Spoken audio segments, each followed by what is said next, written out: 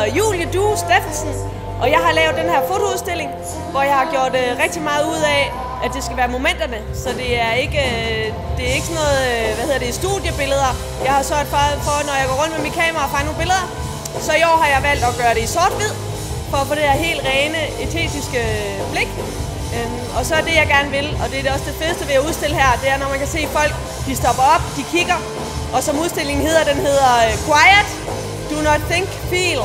Så det er det her med at få brudt grænserne, give dig tiden, smid tankerne væk, og så bare få de her, fordi der er 100 billeder, der er faktisk lige præcis 100 billeder, så man får bare det her bombardement af alt muligt forskelligt, og det er det, jeg sådan meget gerne vil have, folk de bare skal kunne give sig selv fri, og så bare få den her, alle følelserne, fordi der er mange forskellige.